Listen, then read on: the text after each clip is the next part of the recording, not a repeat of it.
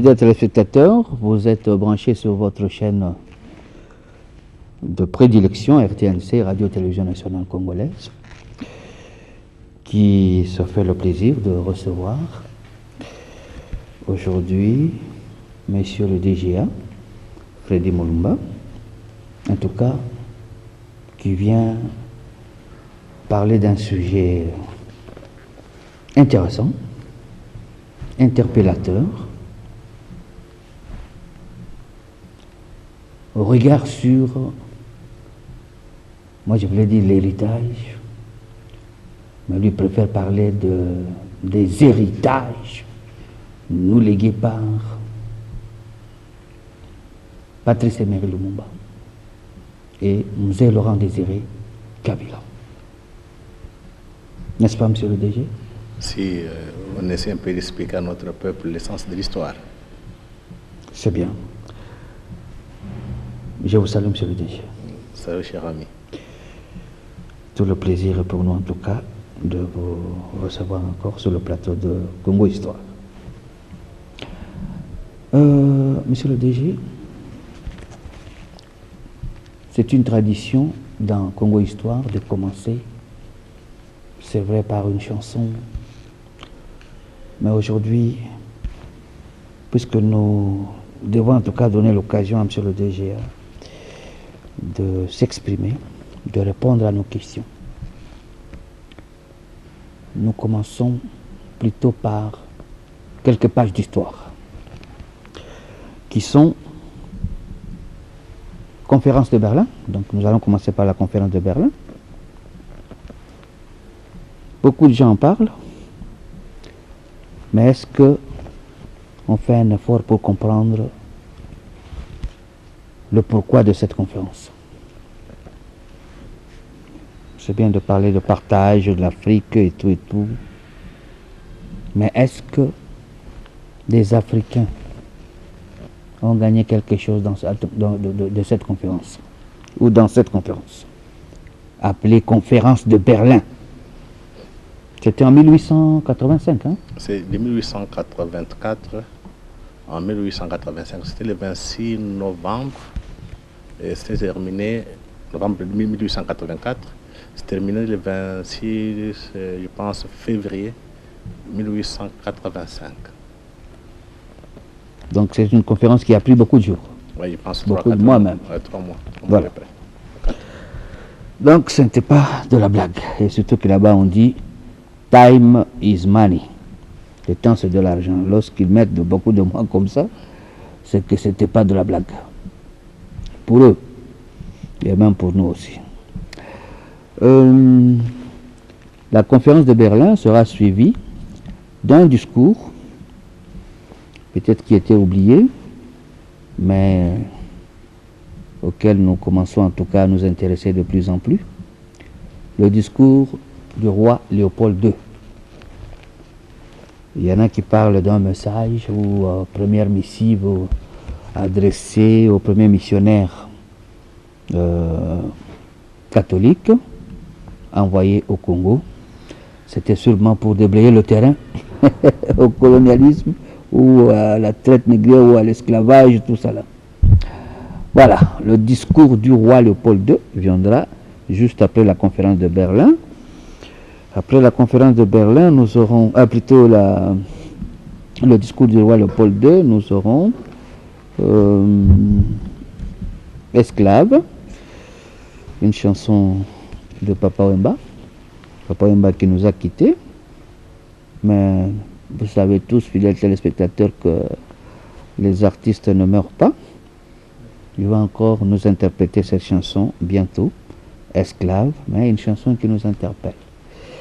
Nous signalons ici que Papa Wemba peut-être n'avait pas eu le temps de réaliser un clip sur cette chanson.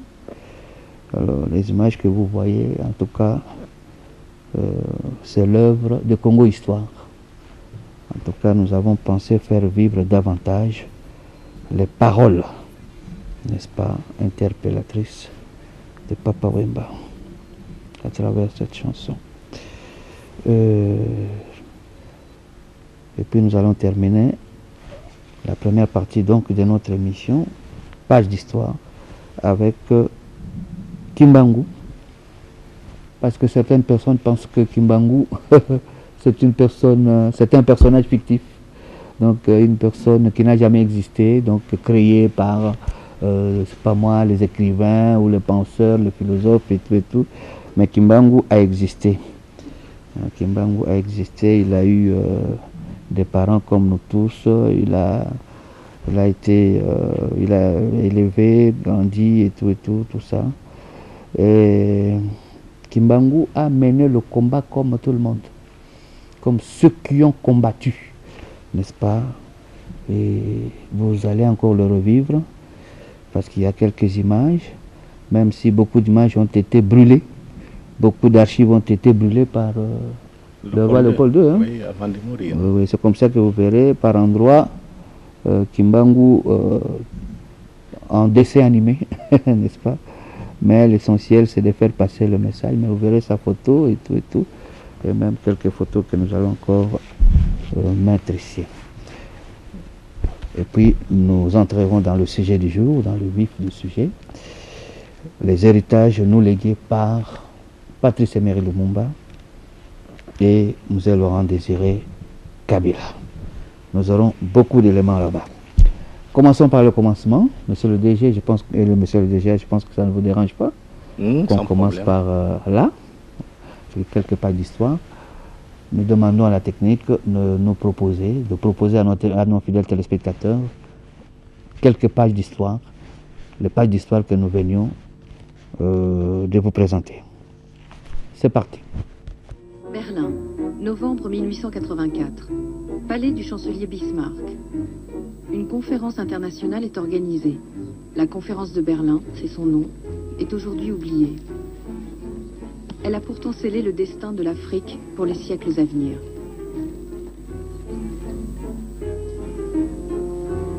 Son objectif, à l'heure où la fièvre civilisatrice bat son plein, se mettre d'accord entre occidentaux sur des règles d'occupation du continent. Les discussions vont durer plusieurs mois. Aucun Africain n'y sera convié. Les diplomates qui ne connaissent pas l'Afrique et n'y mettront jamais les pieds, y traceront pourtant des frontières. Sans presque rien connaître des richesses qu'elle recèle, l'Afrique fascine. Le Portugal et l'Angleterre s'étaient entendus pour prélever des taxes à l'embouchure du fleuve Congo, sans l'accord des autres puissances. Ce fut le prétexte saisi par l'Allemagne et la France pour organiser la conférence. On espérait trouver de nouvelles matières premières et créer de nouveaux débouchés, mais ce n'était pas le plus important.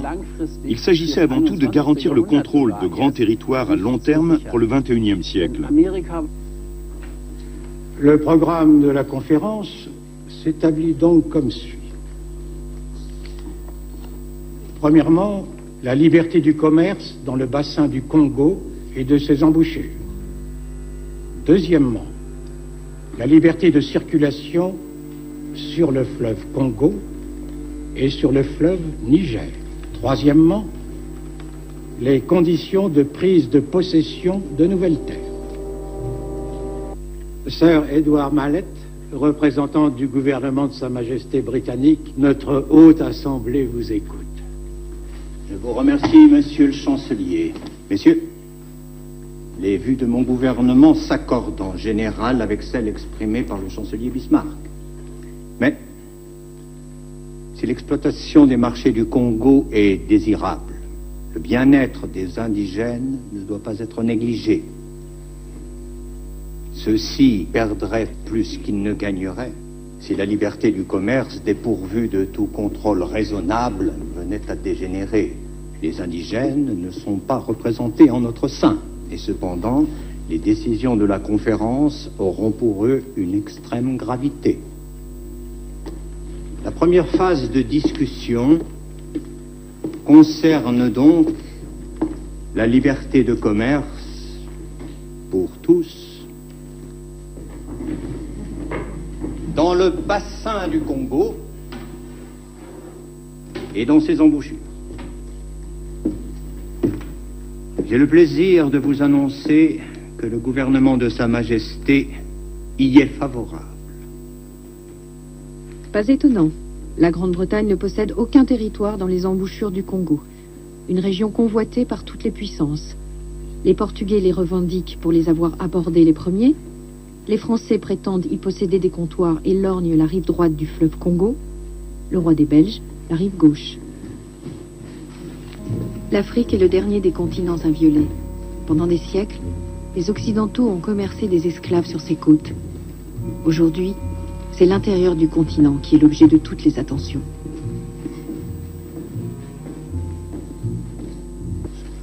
La conférence, qui ne souhaite pas heurter la Grande-Bretagne en abordant la question du Niger, s'ouvre sur la question du fleuve Congo.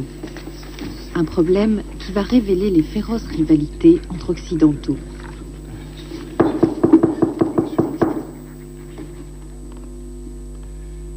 Messieurs, le chancelier Bismarck souffrant m'a confié l'éminente tâche de présider cette commission.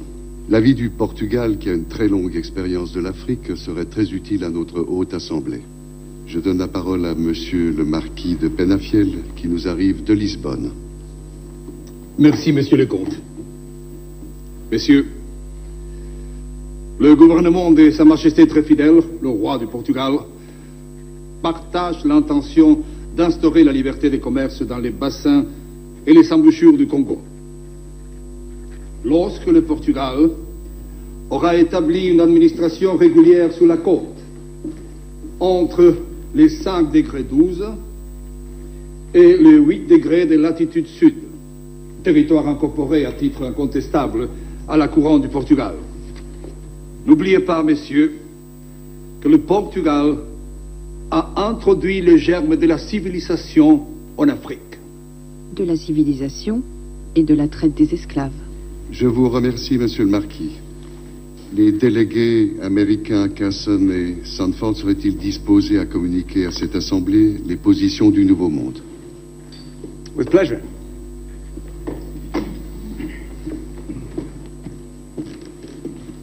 Gentlemen, prior to 1874, vast swathes of Central Africa, including much of the more hospitable interior, was completely unexplored.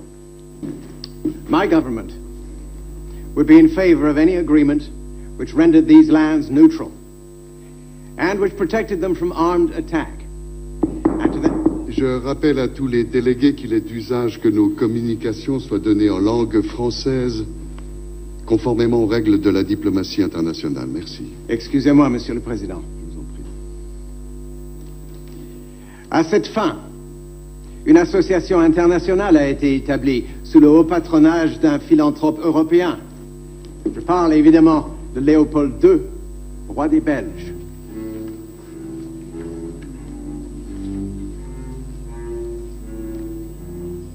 Messieurs, je voudrais rappeler les phrases mémorables prononcées par le roi Léopold II il y a 8 ans, lorsqu'il convoqua les plus grands géographes de son temps. Le sujet qui nous réunit aujourd'hui, ouvrir à la civilisation la seule partie de notre globe où elle n'est point encore pénétrée, percer les ténèbres qui enveloppent des populations entières, c'est, dit le roi des Belges, une croisade digne de notre siècle de progrès. Et c'est ainsi que fut lancée sur les fonds baptismaux l'Association internationale du Congo, chargée de mener à bien ces nobles objectifs. Dans l'histoire de la colonisation du Congo, Léopold II s'est dit on va voir s'il y a quelque chose à faire en Afrique, parce qu'il vient de subir des échecs en Chine et aux Philippines. Et comme il ne parvient pas à trouver un domaine colonial, il se dit bon, on va chercher quelque chose, on va voir. Ce qu'il y a de très frappant, les ressources qui ont fait la fortune de Léopold II n'ont été découvertes que bien après la création de l'État indépendant du Congo.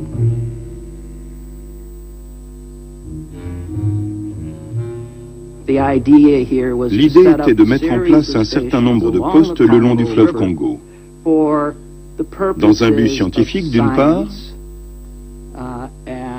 et d'autre part pour mettre fin au commerce des esclaves. Le but fondamental était un but économique de recherche de débouchés commerciaux et éventuellement de ressources nouvelles. L'Association internationale du Congo a négocié en parallèle à l'époque où se met en place la conférence de Berlin, a négocié des traités bilatéraux faisant reconnaître sa souveraineté sur des petits territoires. Et le roi Léopold II ajouta: « Je ne suis pas guidé par des vues égoïstes, mais je n'irai pas jusqu'à affirmer que je serais insensible à l'honneur que Bruxelles devint le quartier général de ce mouvement civilisateur. » Henry Sanford est un des membres fondateurs de l'association de Léopold II. C'est lui qui a fait reconnaître par les États-Unis la souveraineté de l'association sur une partie de l'Afrique centrale, c'est-à-dire comme un nouvel État. L'Association internationale du Congo a obtenu des souverains indigènes des accords écrits.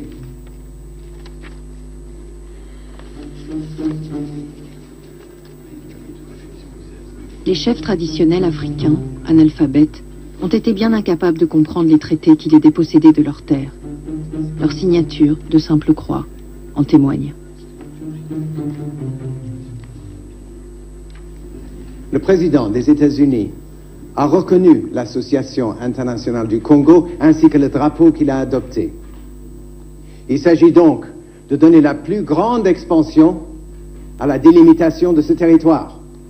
Ce nouvel État, celui de l'Association internationale du Congo, montrera aux nègres que le gouvernement et la civilisation de la race blanche signifient pour eux paix et liberté.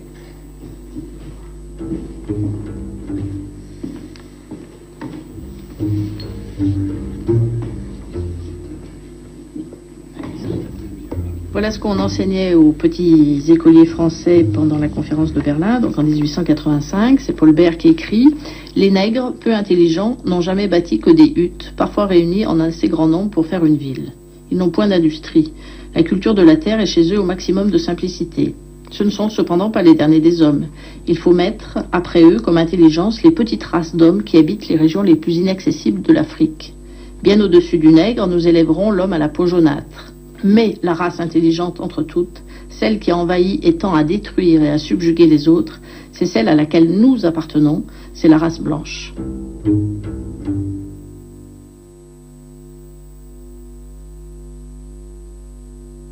Du roi Léopold II à l'arrivée des missionnaires au Congo belge, de voir des prêtres et pasteurs blancs dans cette patrie. Révérend père, pasteurs et chers compatriotes, soyez les bienvenus dans notre grande patrie du Congo belge.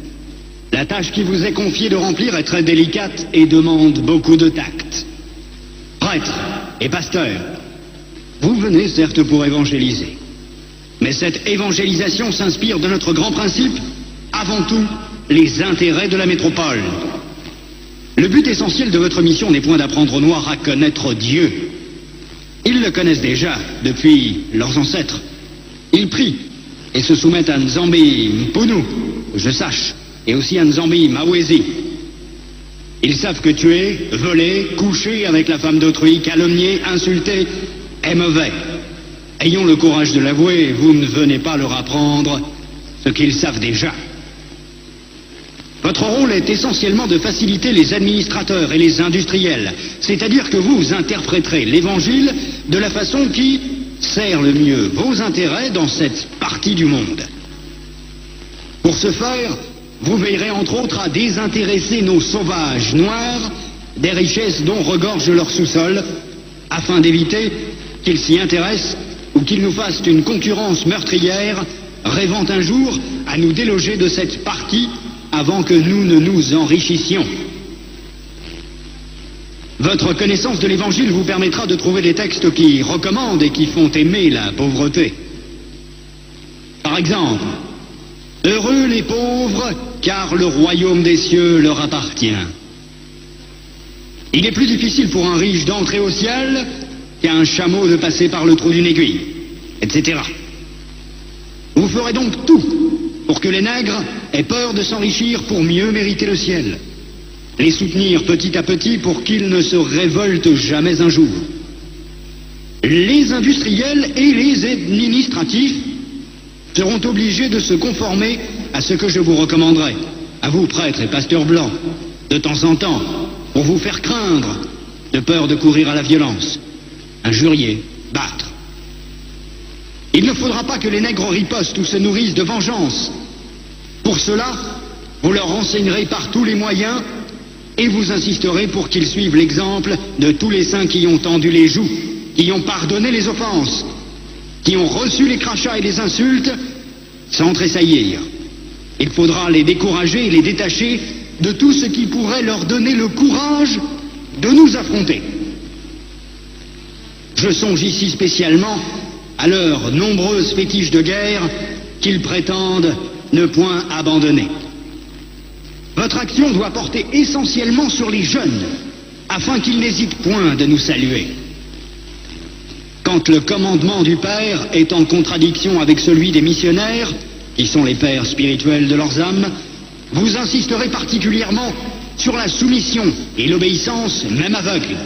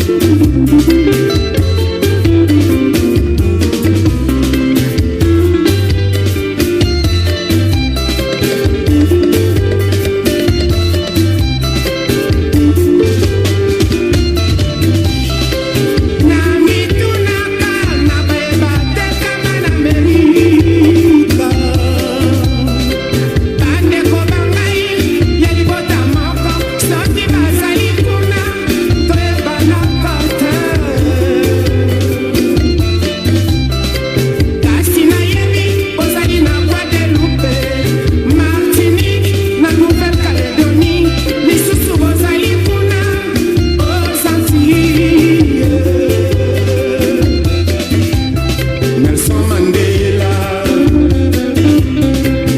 Desmond Tutu, Sœur Maria Teresa,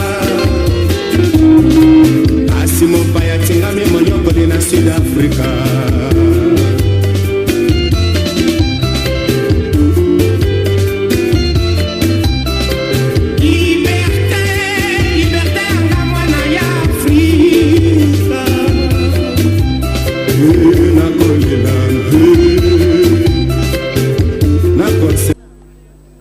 Au lendemain de la guerre, le monde a plus que jamais besoin de cuivre, d'étain, de zinc. Il a besoin d'or et de diamants. Le Congo va les lui fournir.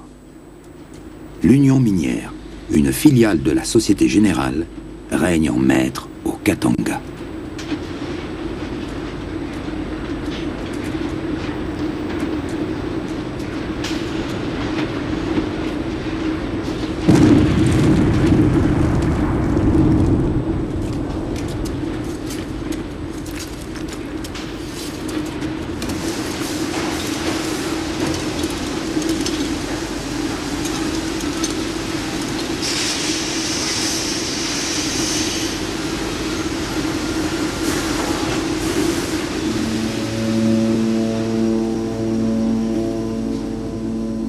L'Union minière a besoin de main-d'œuvre. Beaucoup de main-d'œuvre. Et c'est le retour du travail forcé. Tout le monde est concerné. Les hommes, les femmes et même les enfants. Les salaires sont dérisoires, la discipline brutale. La Belgique fait marche arrière, comme si elle ne pouvait pas se débarrasser de ses vieux démons. Les fantômes de Léopold II sont revenus rôder sur la terre du Congo.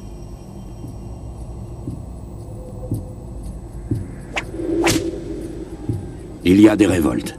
En 1919 au lac Léopold II. En 1920 au Sankoro et en province orientale. En 1921 au sud-Équateur. À chaque fois, des tribus, des ethnies se soulèvent. Mais l'administration veille à ce que les mouvements ne s'étendent pas. Les révoltes sont étroitement circonscrites. Puis, la force publique intervient, et c'est la répression.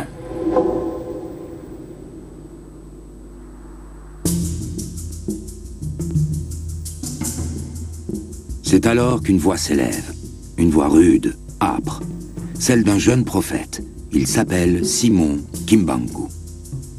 Il est né dans une région du Bas-Congo. C'est là qu'il a été baptisé par des pasteurs protestants.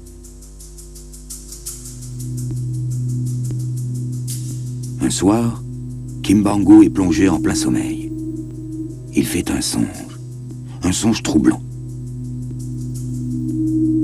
Un étranger vient le voir et lui demande de prêcher la parole de Dieu auprès des siens.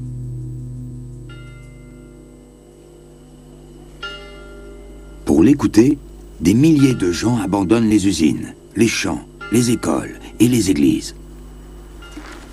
Mes frères, aujourd'hui, les Blancs nous font souffrir. Ils nous persécutent. Mais nous ne devons pas les haïr. Nous devons les aimer comme le Seigneur nous l'a enseigné. Il faut tenir bon, mes frères. Le Seigneur ne nous abandonnera jamais. Un jour viendra, fixé par le Seigneur, où toutes nos épreuves prendront fin. Ce jour-là, les Blancs deviendront les Noirs, et les Noirs deviendront les Blancs. Quand me sont parvenus les premiers échos de l'action du prophète Kimbangu, j'ai rapidement compris que nous nous trouvions en face d'un messianisme dangereux. Il fallait que les autorités réagissent. C'est ce qu'elles vont faire, et rapidement. Simon Kimbangu est arrêté et traduit devant un conseil de guerre. Le procès dure 3 jours. Kimbangu n'a pas eu droit à un avocat. Pendant l'une des séances, il est aspergé d'eau froide et fouetté. Kimbangu, reconnaissez-vous avoir incité la population à la révolte contre les Blancs?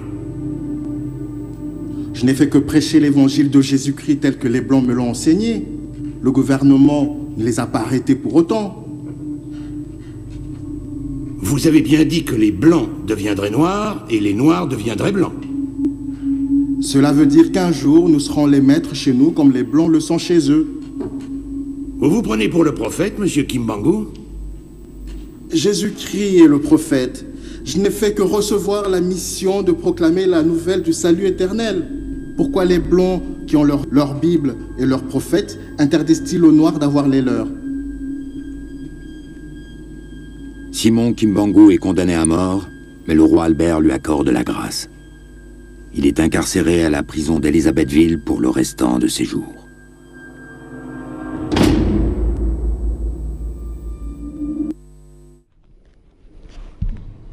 Voilà, fidèles téléspectateurs, nous espérons que chacun de nous a tiré les leçons qu'il faut. Aujourd'hui, nous sommes le 25, c'est la Noël chez les Kimbanguistes. Nous disons donc joyeux Noël à tous les Kimbanguistes, partout où ils se trouvent, au Congo, en Afrique, à travers le monde. Joyeux Noël. Joyeux Noël à son éminence, Simon Kimbangu Kiangani, sa divinité. Nous revenons donc sur ce plateau. Monsieur le DGA, peut-être que vous avez un petit mot à dire par rapport à tout ce que nous venons de suivre comme page d'histoire. Oui, je pense en suivant cette histoire, on peut retenir trois éléments importants. Qui sont? Le premier élément est que nos relations entre l'Afrique noire en particulier, avec le monde occidental, ces relations sont construites sur base de mensonges. Ce ne sont pas des relations cordiales. Deuxième élément est que c'était le début du capitalisme. Pour un capitaliste, ce qui l'intéresse, c'est le profit. Il n'est pas humain. Et troisième élément, pour éviter que nous Africains, nous Noirs en particulier, nous Congolais, en ce qui concerne l'État indépendant du Congo, on doit faire par tous les moyens pour éviter qu'il y ait des patriotes, pour éviter qu'il y ait des élites qui peuvent défendre leur nation. Parce que dès le départ, le Congo est considéré comme une entreprise. Et cette entreprise a été confiée, donc la gérance, à Léopold II. Donc, généralement, roi des Belges. Roi des Belges. Généralement, on dit que c'est lui, c'était sa propriété. Non, il était gérant. Mais le Congo était considéré comme la propriété de toutes ces grandes puissances, avec l'aile multinationale qui était à Berlin. Comme ça qu'on a parlé de l'association internationale. Exact, oui. Donc, c'était à Berlin. Pense que le Congo leur appartenait. Et la gestion a été confiée à Léopold II. Et je dirais un peu, ces péchés originels nous poursuivent jusqu'à aujourd'hui. Donc l'enjeu ici, pour parler un peu de l'actualité, on est à la recherche des gérants et non à la recherche de la démocratie. D'où j'ai dit au départ, nos relations avec le monde occidental sont basées sur des mensonges et non la vérité. Donc c'est aux Congolais d'étudier leur propre histoire. D'abord, il faut écrire l'histoire et d'enseigner à ceux qui vivent avec nous, bien ceux qui viendront après nous, pour qu'ils tirent les leçons. Parce que, pour dire vrai, la race noire est la seule aujourd'hui qui est considérée comme la race inférieure, la race pauvre, et c'est le bas de la société. Et vous verrez, même dans toute construction intellectuelle, on commence avec l'Occident, les Blancs, on suit avec les intermédiaires, ce qu'on appelle les races d'intermédiaires telles que, civilisations intermédiaires telles que les Asiatiques et les Arabes, et les barbares, c'est nous. C'est ainsi que la dimension civilisation est apparue. Mais il faut dire ceci. La plupart des gens qui sont venus en Afrique faire des aventures sont aventuriers. La haute classe occidentale n'avait pas intérêt. La haute classe occidentale est restée parce qu'elle vivait mieux. C'est donc les rejets de la société, ceux qui sont à la base de l'esclavage et de la colonisation. Et pour justifier l'esclavage, on disait qu'il fallait avoir, comme on est des païens, hein, il faut nous rendre chrétiens, hein, pour qu'on soit sauvés. Pour justifier la colonisation, on disait nous allons civiliser les barbares. Et ce mot colonisation a changé, donc, a évolué. Et il a été remplacé par le mot développement juste après la décolonisation. Donc, il faudrait que les Africains comprennent. Nous sommes dans un monde très violent. Donc des barbares qui se font passer pour des modèles. Effectivement, la civilisation occidentale s'est construite sur base de mensonges, de génocides. Partout, l'Occident est passé, il n'a fait que génocide. Ce n'est pas mon point de vue, mais c'est le point de vue de Jacques Attali, qui a publié un ouvrage 1492, le jour où l'Amérique a découvert le monde. C'est par la violence, pardon, l'Occident, donc l'Europe a découvert le monde, c'est par la violence que l'Europe et l'Occident s'est imposé, a imposé ses valeurs à travers le monde. Donc il est difficile pour les gens qui ont le sens de l'histoire, les gens qui sont lucides, de voir ceux qui ont fait la barbarie, venir apprendre aux autres ce qu'on appelle la civilisation. Et quelquefois les droits de l'homme. Donc je pense que le moment est arrivé, nous qui sommes passés par l'école occidentale, l'école des Blancs, d'éclairer notre peuple qui a tant souffert et humilié. Il ne faudrait pas que nos enfants et nos petits-enfants soient encore humiliés et vendus. Parce que ce qui se passe actuellement en Libye. Vendus corps de cou. Oui, ça se passe actuellement, 5 siècles après. Comme des vaches. En Libye aujourd'hui, on vend des Noirs. Ça prouve que les Noirs africains n'ont pas tiré les leçons de l'histoire. Si on avait tiré les leçons de l'histoire, ce qui se passe en Libye, ça ne peut pas se passer. Les drames, nous sommes un peuple sans histoire. Et quand quelqu'un ne connaît pas son histoire, il ne sait pas où est-ce qu'il part. Donc il sera toujours dans la confusion, il sera toujours fragile. Et il a tout moment où on peut encore les recoloniser, on peut encore les vendre. On peut le tromper. Donc c'est à nous, qui étions à l'école occidentale, de dire les choses très clairement. Nous ne sommes pas contre l'Occident. Nous voulons la dignité, le respect. Nous sommes les humains comme tous les autres. Malheureusement, on a travaillé certaines élites africaines. On a créé un certain complexe. Et tellement que les gens sont aliénés, ils ont la peur de dire la vérité au bourreau. Ce qui arrive à l'Afrique noire.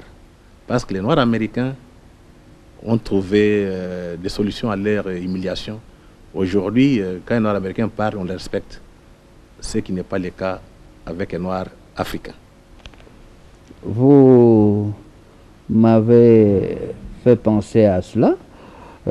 Certaines langues vous taxent d'anti-Occident et anti-blanc. Qu'en dites-vous? Je pense que peut-être je n'aime pas parler souvent de moi. La chance que j'ai eue en Europe, j'ai fréquenté des milieux hauts, des milieux sérieux. Ça signifie les milieux intellectuels, des professeurs d'université. Ça signifie les milieux des moines. Je peux parler avec tous les Européens pour leur poser la question. Un moine, encore un moine trappiste, le monastère trappiste, ce qu'on peut appeler cistercien, même bénédictin, c'est quoi?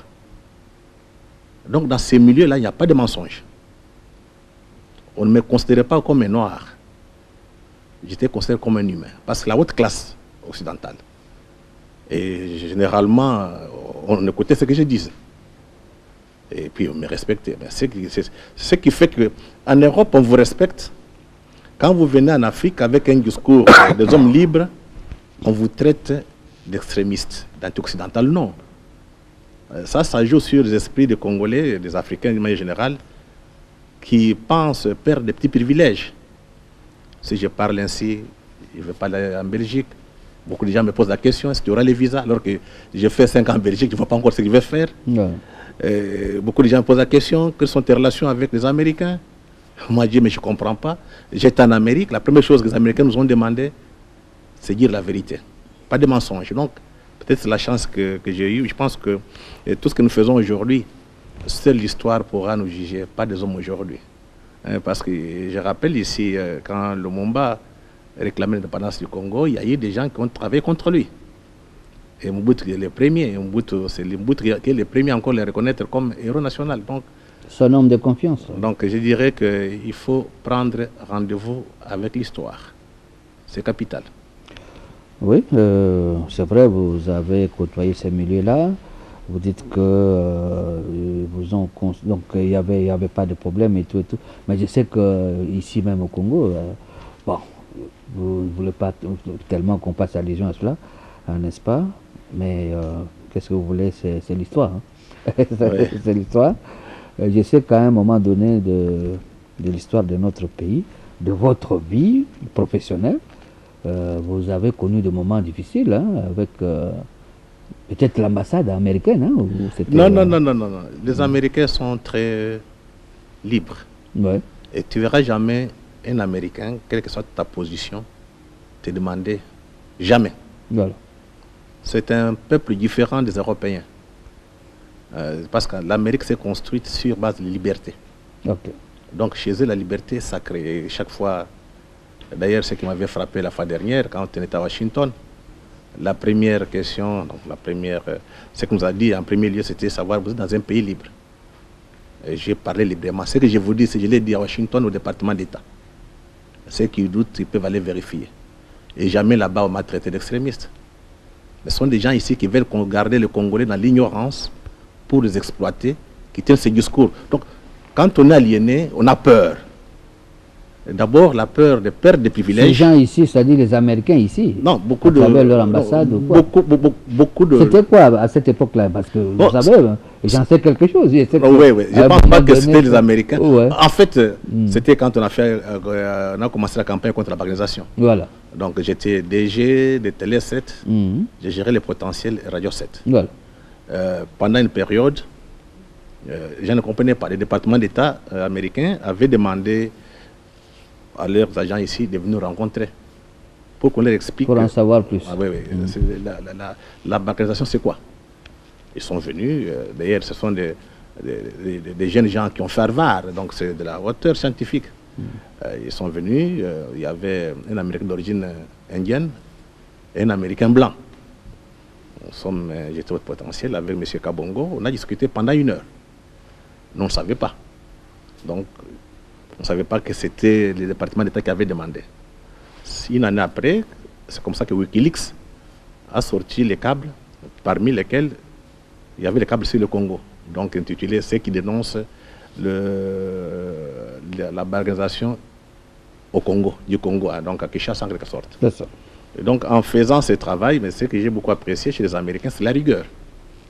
Ils ont donné nos positions, ils n'ont pas changé. J'étais avec Abon Malo. C'est à la fin, ils ont tiré une conclusion. En disant, ils ont des éléments importants, la télévision et les journaux. Et nous ferons par tous les moyens pour essayer un peu d'arranger les choses. Donc, revenons à notre sujet, monsieur le DG. Nous espérons creuser prochainement cet autre aspect. Monsieur le DGA, vous avez décidé de parler des héritages nous légués, nous, c'est-à-dire nous, peuple congolais, par Patrice Emery Lumumba et M. Laurent Désiré Kabila. Qu'est-ce qui vous a poussé à faire cela? Difficile à dire. Parce qu'il faut voir, hein, c'est le magazine La Renaissance. Je suis tombé sur l'actuel... C'est le dernier, c'est le tout dernier numéro. Avant-dernier. Ouais, l'avant-dernier. Ah, ok. Alors, je pense que la caméra va aider nos fidèles téléspectateurs. Voilà. Vous qui avez encore des yeux, monsieur le DGA. Oui, je vois des héritages de Lumumba et de Kabila. Voilà.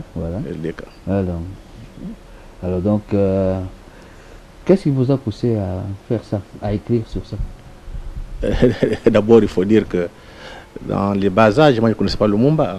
L'histoire de notre pays, on ne l'étudie pas à l'école. J'ai eu la chance que j'ai dit, l'école des Blancs, quelquefois, nous donne des éléments, des instruments d'analyse. J'ai passé beaucoup de temps. On va dire, sans vous arracher la langue, qu'un jour, l'histoire du Congo, la vraie, sera écrite par des Congolais. Oui, c'est en passant beaucoup de temps dans une bibliothèque à Bruxelles, quand j'ai préparé mon travail de fin d'études, que j'ai découvert beaucoup d'histoires. L'histoire de ce pays qui était caché, mais qui était gardé là-bas sur place. On ne veut pas qu'on apprenne notre histoire. C'est là où j'apprendrai ce qui s'est passé en 1960, avec les négociations, ce qui s'est passé avec la mort de Lumumba. Il y avait tout un chapitre sur ça. Ça, c'est, je dirais, un peu dans le passé. Mais ce qui m'a demandé, donc on m'a poussé de faire ça, parce que je vois que généralement, quand nous arrivons, quand il y a de grandes manifestations ou bien de grandes dates, telles que l'assassinat de Mzee, l'assassinat de Lumumba, il est rare de voir des ouvrages ou bien des écrits ici. Très rare. Or, dans d'autres civilisations, dans d'autres pays, de tels moments, prenons le 17 janvier, le 16 janvier, ça devait être le moment où les historiens devraient écrire, ajouter. Les historiens, les politologues, donc tout le monde, pour permettre à les générations qui viennent après nous de comprendre ce qui se passe. Malheureusement, il n'y a pas d'écrit. Donc j'ai essayé un peu de faire donc ces documents. Il n'y en a peut-être pas beaucoup, mais il y en a quand même déjà. Oui, il n'y en a pas beaucoup. Mais quand on dit, il faudrait que ça soit vulgarisé. Parce que pendant les périodes, on doit rappeler notre histoire, c'est capital, pour que l'histoire ne se répète pas. Donc j'ai essayé un peu de faire, pendant cette période, le 16-17 janvier, pour essayer de comprendre aujourd'hui, qu'est-ce qu'on détient encore de Lumumba et de Mzee. D'abord, j'ai commencé par Lumumba. J'ai essayé un peu d'analyser quelques de ses discours, ses déclarations, les écrits sur lui, surtout sur les écrits de Jean-Paul Sartre. Donc, donc la pensée de Lumumba, mais préfacée par Jean-Paul Sartre. C'est là où j'ai puisé beaucoup de choses. D'abord, qu'est-ce que vous avez puisé? C'est là où j'ai compris la pensée de Lumumba. Pour le moment, beaucoup de gens n'étudient pas ici, parce qu'il n'y a pas assez d'écrits. Donc, écrits faits par des Congolais. La pensée de Lumumba se base sur 3 éléments. D'abord, l'unité nationale. Ensuite, indépendance économique.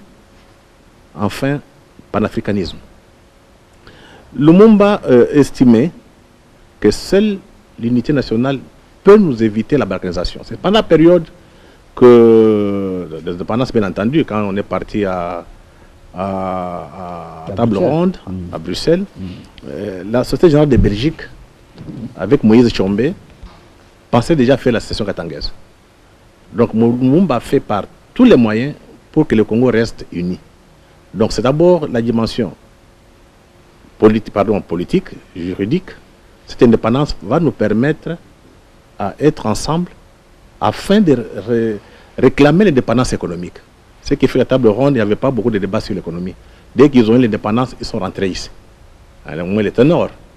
Et les Belges, la Société générale de Belgique, sont arrangés pour rafler, s'accaparer de toutes les richesses du Congo, ce qu'on appelle aujourd'hui le contentieux bleu congolais. Ça existe encore. Donc le Lumumba était tellement conscient que si on ne résout pas les problèmes politiques, le Congo va éclater. Je pense qu'il a perdu sa vie à cause de cela.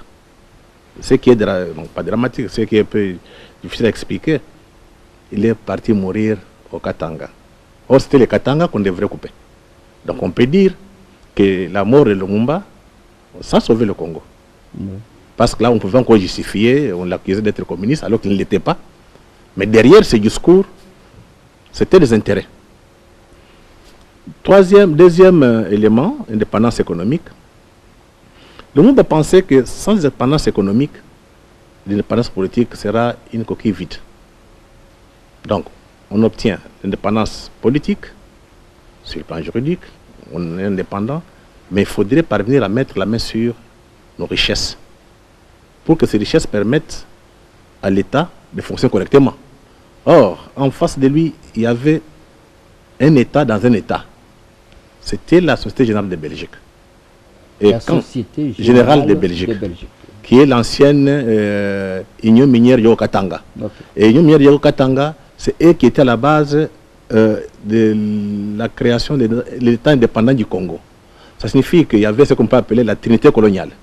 Vous avez les missions religieuses, vous avez l'État, donc représenté par Léopold II, et vous avez les multinationales. Donc ces trois piliers de la trinité coloniale existent jusqu'à aujourd'hui. Rien n'a pas tellement changé, sauf sur le plan politique et étatique, on a récupéré.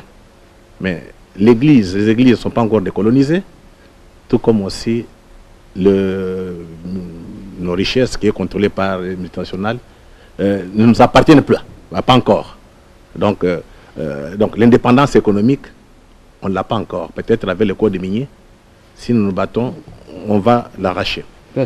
Troisième élément dans la pensée de Lumumba. Vous voulez dire là, concernant le deuxième aspect,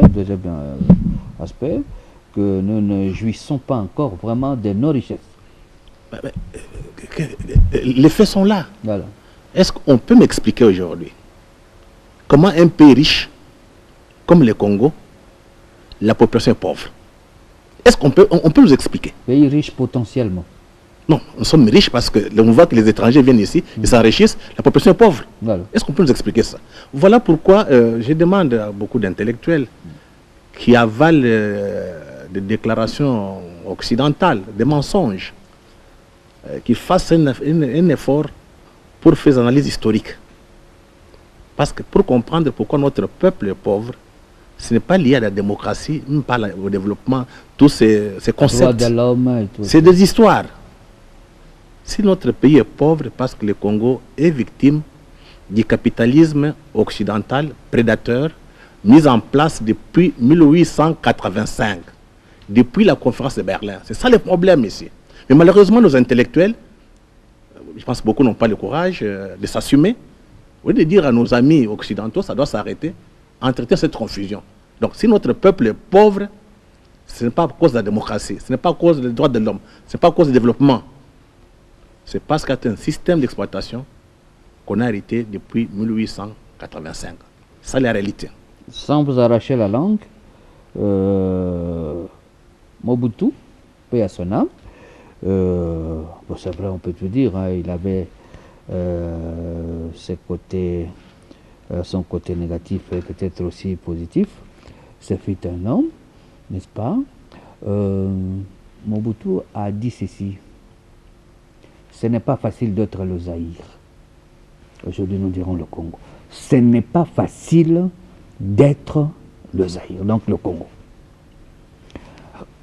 M. Laurent Désiré Kabila arrive, il dira ceci, paix à son âme à lui aussi.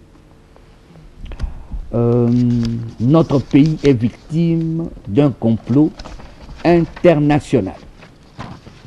Notre pays est victime d'un complot international. Et aujourd'hui, le 4e président dit ceci, Joseph Kabila Kabange dit ceci: le Congo n'est pas à vendre. Oui. Et il dira encore s'unir ou périr. Voilà. Oui, c'était juste une parenthèse. Exact, oui. Pour terminer un peu la dimension panafricaine, okay.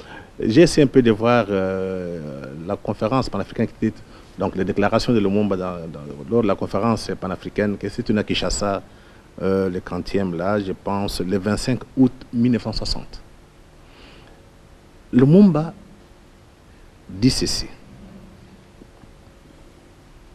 notre affaire, c'est notre avenir, notre destin, l'Afrique libre. Notre affaire, c'est notre avenir, notre destin, l'Afrique libre. Voilà la preuve concrète de cette unité sans laquelle nous pourrions vivre face aux appétits monstrueux de l'impérialisme. Et Lumumba ajoute, en parlant aux Africains, à tous les Africains qui étaient présents à la conférence panafricaine de Léopoldville, si le Congo meurt, toute l'Afrique bascule dans la nuit de la défaite, de la servitude.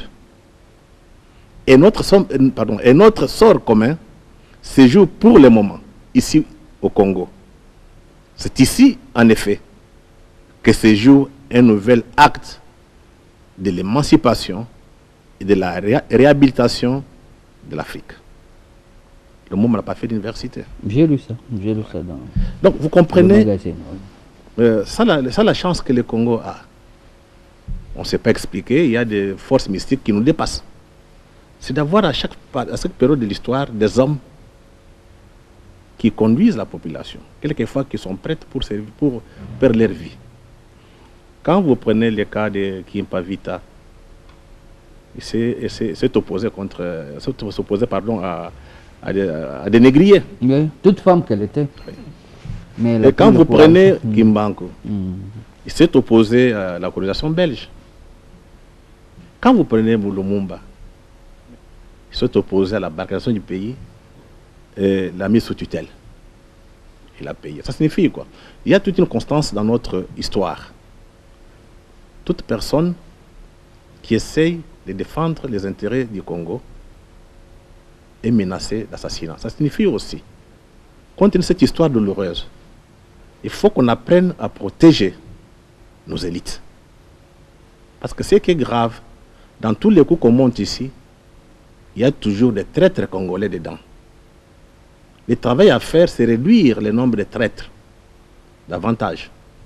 Parce que les autres ont la chance de recruter, même au sein de notre population. Donc c'est une constance, il ne faut pas qu'on soit naïf. Même si vous voulez de la démocratie, et tant que les élites ne sont pas protégées, on va les tuer comme des lapins. Donc je parle aux Congolais d'être conscients. Donc nous devons nous préparer à protéger nos élites politiques et intellectuelles. C'est ça la réalité, il ne faut pas pleurer, prier. Ouais. C'est un peu de créer un rapport de force. Le monde est fait ainsi.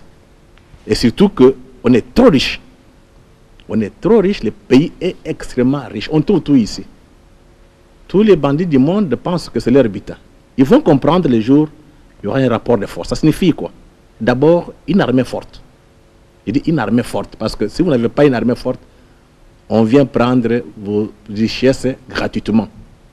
Et deuxième élément, avoir des hommes. Je dis, quand on dit des hommes, quand vous partez chez nous au village, on dit, il y a des hommes. Voilà. Et quand les femmes pleurent, est-ce que dans ce monde, il n'y a pas d'hommes? Dans ce village, il n'y a pas d'hommes? Et vous verrez des hommes debout. Ce n'est pas le cas ici. Il y a trop de jouisseurs. Et on comprend. Nous sommes un peuple traumatisé. Quand les enfants grandissent, on vous dit Kimpa Vita a été brûlée vivante avec son enfant. Mais mon invité n'est pas jouisseur. On prend Kimbangu, 30 ans de prison, plus que Mandela. Mon invité n'est pas jouisseur. Il est mort. Vous prenez Lumumba, on a coupé Lumumba en morceaux. On l'a jeté dans la source sulfurique. Il y a un Belge qui garde une dent comme un trophée. Il montre ça à la télévision. On ne voit personne qui parle des droits de l'homme. Personne. C'est donneur de leçons. Mais il meurt de sa vieillesse. D'ailleurs, il n'y a même pas. Ça là, il s'appelle comment? Georges Steller, c'est un nom comme ça. Soweto, quoi là, qui dit même j'ai découpé le Lumumba. Ah ouais. Très facilement. Voilà. Donc, tous ces événements, en ajoutant aussi l'assassinat de Mouzé Kabila, l'assassinat de Moulele, ça traumatise le peuple. Surtout les élites. Et quand vous parlez avec tout Congolais, ah, on va te tuer. On va te tuer. On va te tuer comme comme le Mumba, comme les autres. Donc mieux vaut se taire, accepter l'esclavage. Donc ça, ce sont des conséquences d'une histoire douloureuse. Donc il faut faire par tous les moyens pour déconstruire cette histoire et construire une autre histoire. J'ai découpé le Mumba. Ah ok. Il est là. Et construire... C'était sûrement avant sa mort. Hein. Exactement. Voilà, mais on a repris la phrase. Et construire une autre histoire de fierté. On n'a pas d'autre choix. Ça, c'est un crime contre l'humanité, non? Non, comme on a tué des Noirs, il n'y a pas de crime pour les Noirs. Il faut que les gens comprennent ça. Noir n'est pas homme. Ce n'est pas du racisme. Parce que beaucoup de gens parlent. Ils ont peur de dire la vérité. Nous méritons quand même la dignité. Après 5 siècles de domination, esclave à tête négrière, Dieu ne nous a pas créés pour être dominés éternellement. D'autres peuples ont tiré des leçons. Ils ont fait des sacrifices. Ce sont des peuples debout et respectés. Il n'y a que les Noirs qui ne sont pas respectés dans ce monde aujourd'hui. Donc, calmez-vous, monsieur le DGA, parce que déjà la Belgique est en train de faire presque, je dirais, ce que je dirais, marche arrière. Elle commence à reconnaître, parce que là, je pense ce 30 juin, la Belgique va inaugurer la place baptisée place Patrice Emery Lumumba, n'est-ce pas, à Bruxelles, n'est-ce pas? C'est pas. Moi, j'ai dit. Donc la Belgique commence à reconnaître. D'abord, c'est une provocation et une diversion. Provocation pourquoi? Oui, je vous croyais content de ça. Il dit que c'est une provocation. Regardez, Lumumba coupé en morceaux. Voilà. Tué. D'abord, il disait, il y a eu une commission sénatoriale pour qu'on voie un peu les cas de Lumumba. On a fait déclaration. La Belgique est responsable moralement et non politiquement. C'était quand nous étions au pouvoir. Musée disparaît, la commission a disparu. On n'en parle plus. Mais regardez, le discours patriotique revient. La Belgique pour créer la diversion. Et vous dit on va construire une place Patrice Lumumba. Donc comme on sait qu'on est très faible, nous, Africains là, et Congolais en particulier, on n'a pas l'essence de l'histoire. Nous serons très contents. Ah, vous voyez maintenant, ça va. Est-ce qu'on a réparé? La réparation politique. Et parce que vous verrez dans tous les coups qui se passent au Congo, la Belgique est responsable. Même dans l'assassinat de Lumumba. Quand on a arrêté Lumumba, ce qui a mené Lumumba à l'autre côté, au Katanga, c'était des Belges. Ils ont des preuves que c'est qu'ils ont tué. Donc la Belgique a toujours joué le travail, les jeux de commissionnaire. Et vous verrez dans tous les coups qui se passent ici, la Belgique est toujours devant. L'exemple est là, dans tout ce qui se passe. Vous avez vu dernièrement, il y avait, qu'est-ce qui s'est passé à la conférence de Genève. La Belgique était devant, contre le Congo, partout. C'est une donne. C'est une donne. Et tant qu'on ne comprend pas ça, que la Belgique est la première puissance, le seul pays qui est contre nous. Quand on dit Belgique, il faut parler de la classe politique belge qui a des intérêts ici. Pas le peuple belge. Qu'on fasse part des choses. C'est-à-dire que la Belgique nous considère toujours comme colonie, quoi. Non, une classe politique belge estime qu'ils ont leurs droits de 1885 jusqu'à aujourd'hui. C'est comme ça que vous voyez à chaque moment il y a un problème. Ils prennent parole. Ah non, ce que vous avez fait là, non, nous ne voulons pas la machine à voter. Comme si on s'adressait à son enfant ou à ses enfants. De quel droit ils se permettent de faire ça? Parce que dans leur imaginaire, ils estiment qu'ils ont le droit sur nous.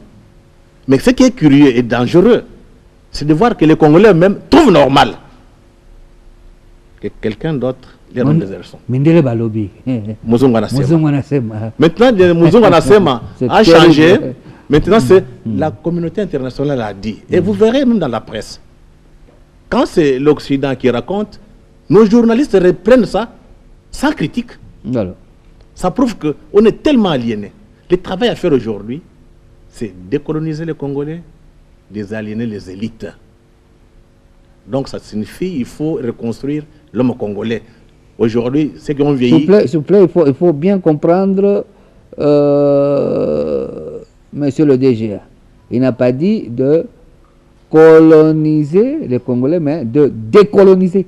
C'est différent. Oui. Voilà. Il faut décoloniser les Congolais, voilà. mais aussi des aliénés. Okay.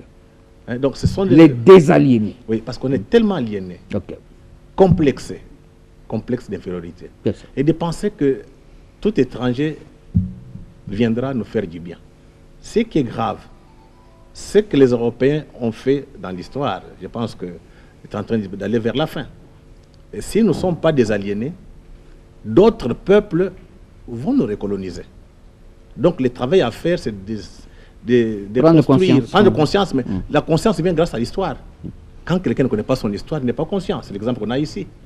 Les gens qui ont tué Lumumba, vous voyez, les Congolais sont là-bas pour lui dire non, non, vous savez, venez nous aider. J'ai jamais vu un peuple qui a le sens de l'histoire ne peut pas faire ça. Et si je voulais dire, il faut dépersonnaliser les débats du Congo. Parce que très souvent, on voit que des individus. Ah, tel a dit non. Les cas du Congo dépassent les individus. C'est la survie de notre nation et notre dignité. Ça signifie qu'il faut des hommes. Quand on dit au village des hommes, vous comprenez ce que j'ai dit. Hein? Pas les billes fabriqués, qui sont en cravate et costume, mais dès qu'on donne l'argent, ils peuvent même dormir par terre, on marche dessus. C'est qu'un villageois ne peut rien faire, ne peut pas faire. On peut évoluer, monsieur le DG. Oui, allons-y. Ok, bon, juste une parenthèse par rapport à ce que vous venez de dire là. Bon, vous savez, c'est révoltant. Hein, bon, ce n'est qu'une page d'histoire. Hein. Congo-Brazzaville et nous, bon, aujourd'hui, nous avons encore établi le pont, n'est-ce pas? Mais ce qui m'a un peu révolté, j'ai dit bien, c'est une page d'histoire, c'est déjà passé, n'est-ce pas? À l'époque où on refoulait les Congolais de Kinshasa, de Brazzaville, n'est-ce pas?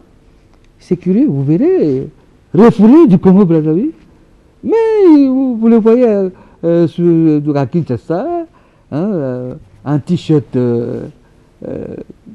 Brazzaville, ou c'est pas moi, de personnalité de là-bas, et tout ça. Mais ça, c'est, vous savez, bon, moi, alors, refouler peut-être de l'Angola, ce sont des pas d'histoire, donc nous disons que bon, tout ça. Bon, et c'est comme encore, j'ai lu quelque part là, bon, des Noirs américains, enfin, des Américains noirs, je voulais dire, des Américains noirs, aux États-Unis d'Amérique. C'est pas moi, bon, parce qu'il faut chausser, je sais pas moi quoi, c'est pas moi tout le temps, c'est pas moi quel modéliste et tout ça. On a donné l'exemple d'un modéliste américain, blanc, qui déteste les Noirs. Mais les Noirs sont tout le temps, et parfois même il le dit comme ça et tout ça. Mais ils vont là-bas, ils achètent des souliers qui coûtent très cher, des habits qui coûtent très cher. Et parfois même, ils refusent de prendre leur... Parce que c'est l'argent des Noirs. Ça, c'est un problème. Nous pensons que vraiment, ce que vous dites là est sérieux. Nous devons prendre conscience. Savoir qui nous aime, qui ne nous aime pas. N'est-ce pas? Qui nous aide, qui ne nous aide pas. Nous allons prendre... un élément, c'est la lettre de Lumumba à son épouse, Maman Pauline. Je pense que c'était sa toute dernière lettre, hein, oui. adressée à Madame son épouse. Oui, oui, je pense avant de prendre la note, parce que j'ai donné un peu presque la pensée de Lumumba, mais la question qu'il faut se poser la suivante. Comment Lumumba est adulé à l'étranger?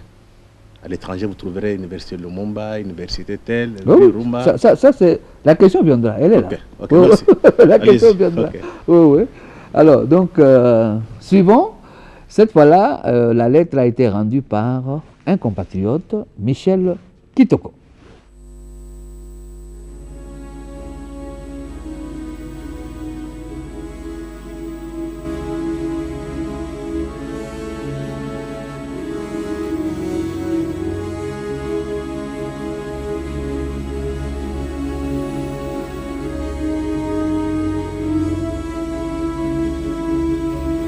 Ma compagne Cheikh, je t'écris ces mots sans savoir s'ils te parviendront. Quand ils te parviendront, si je serai en vie lorsque tu les diras.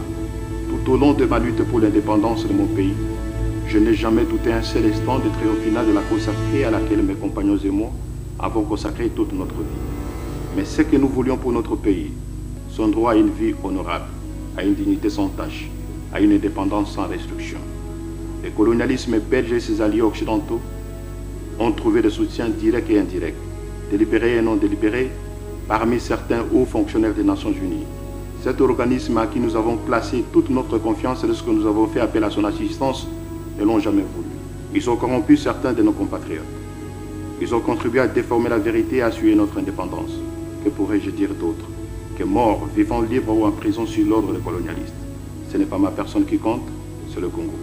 C'est notre pauvre peuple dont on a transformé l'indépendance en une cage, d'où l'on nous regarde du dehors, tantôt avec cette compassion bénévole, tantôt avec joie et plaisir. Mais ma foi restera inébranlable. Et moi je sais et je sens au fond de moi-même que tôt ou tard, mon peuple se débarrassera de tous ses ennemis intérieurs et extérieurs et se lèvera comme un seul homme pour dire non au capitalisme dégradant et honteux et reprendre sa dignité sous un soleil pur. Nous ne sommes pas seuls.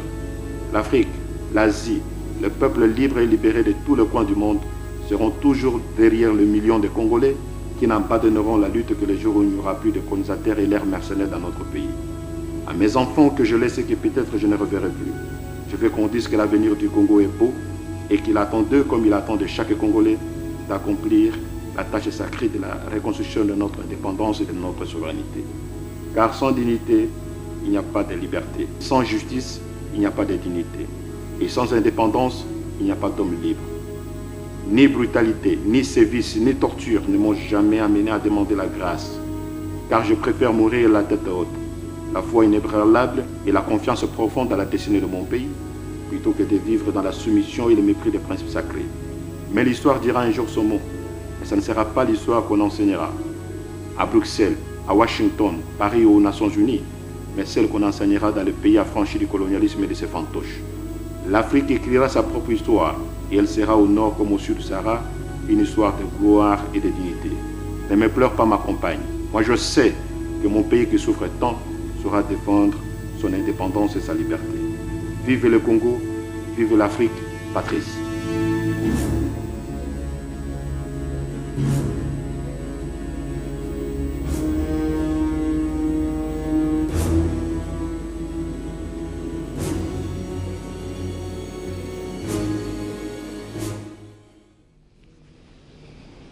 Voilà. C'est ça donc le testament. Enfin, l'héritage nous légué par Patrice Emery Lumumba. Oui, vous savez, c'est pénible quand on voit de telles images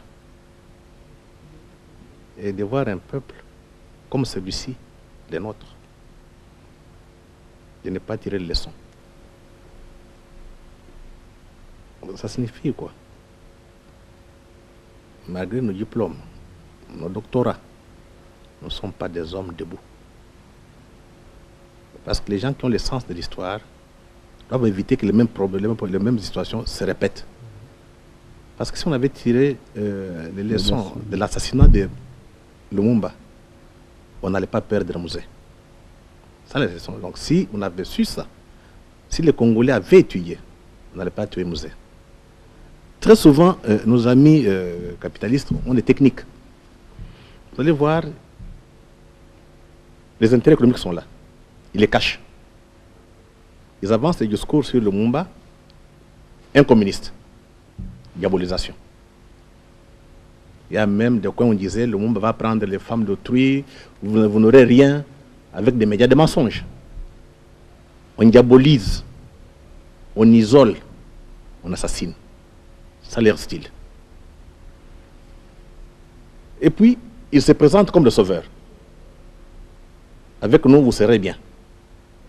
Mais curieusement, les médias entretiennent ça dans l'opinion. Je pense que l'histoire se répète jusqu'à aujourd'hui. On ne veut pas vous dire aujourd'hui ce qui se passe derrière ce que vous appelez démocratie, élection. Ce sont des intérêts économiques. Peut-être parce qu'ils mettent aussi beaucoup d'argent, ils mettent le paquet. Hein?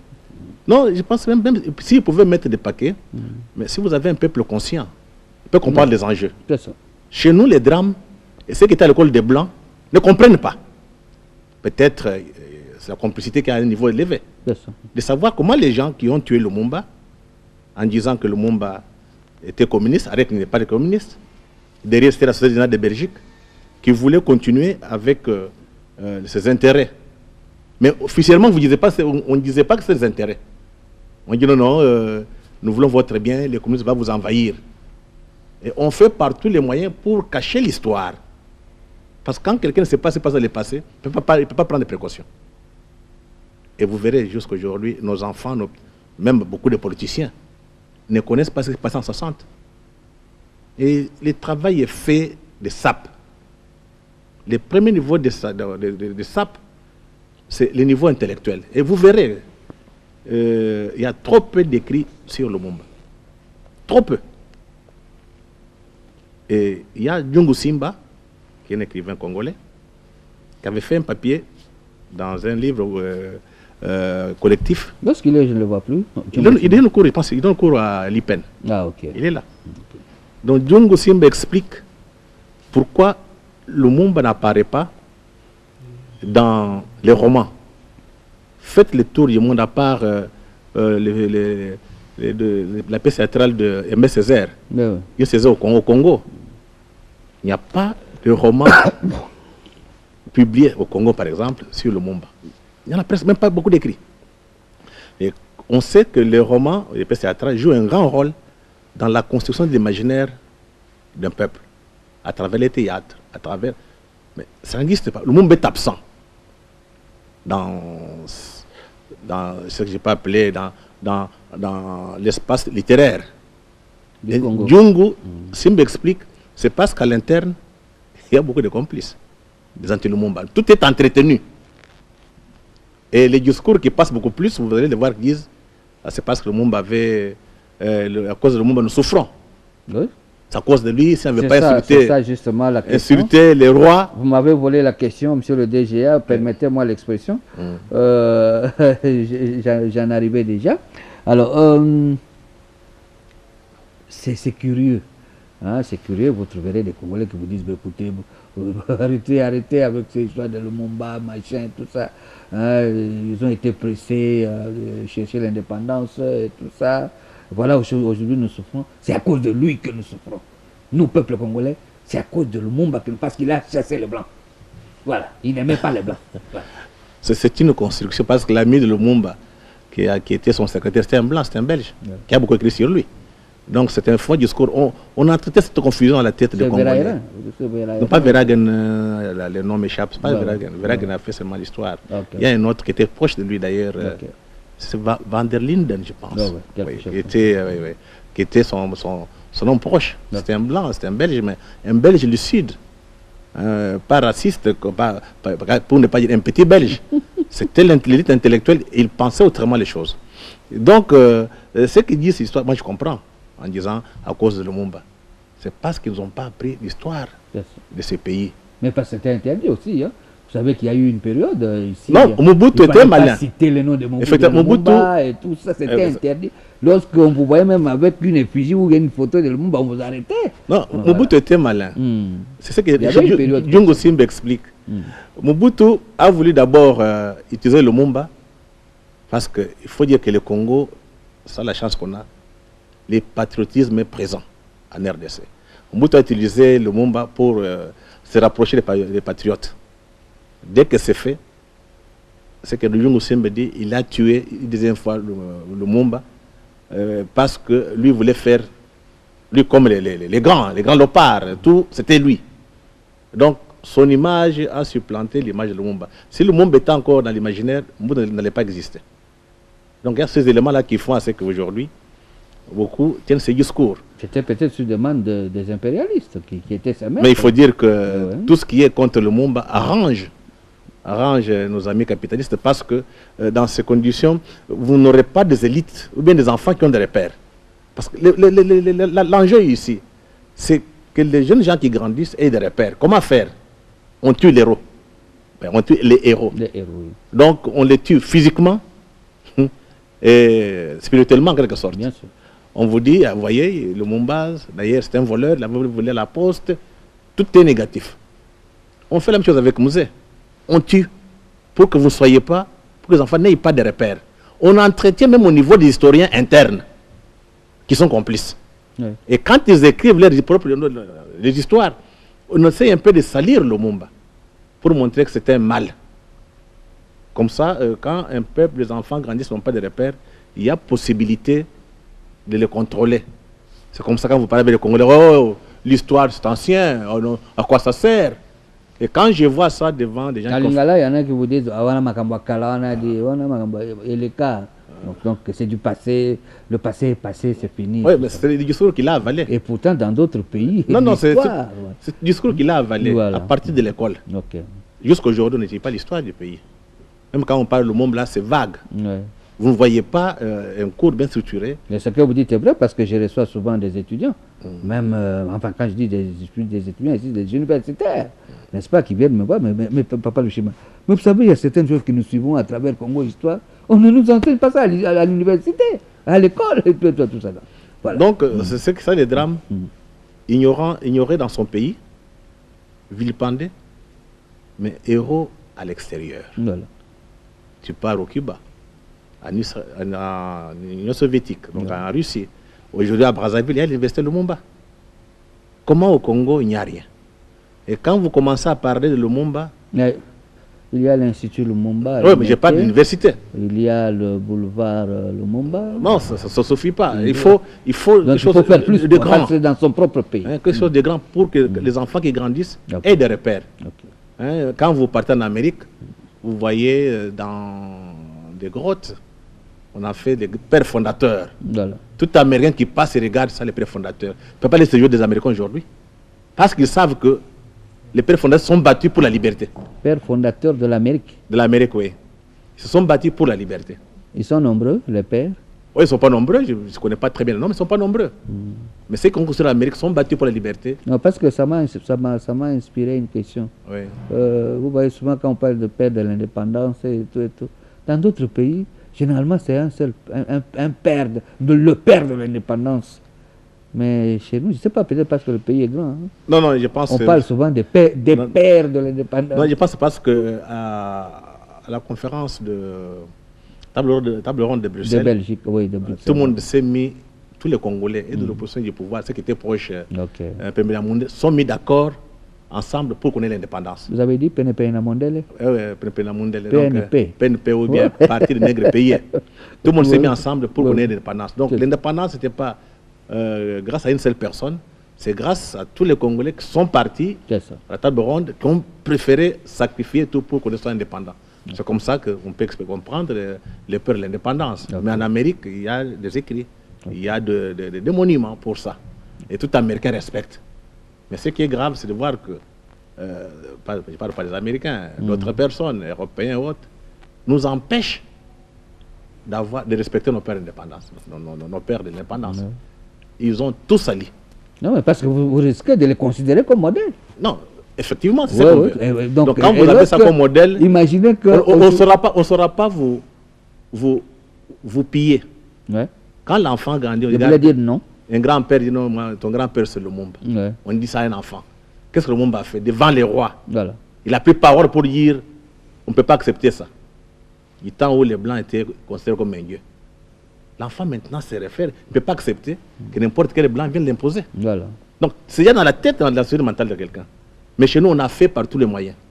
Pour qu'il n'y ait pas beaucoup de Lumumba. Oui. Voilà. Pour qu'il n'y ait pas de repères, comme ça vous êtes tous dans la danse. Qu'il n'y ait pas beaucoup de Kimpabita, de Kimbabu. Vous dansez, vous buvez, on vous dit la vie c'est celle-là. Donc c'est le travail à faire au niveau des élites, intellectuels, penseurs, historiens, et de comprendre que la liberté a un prix.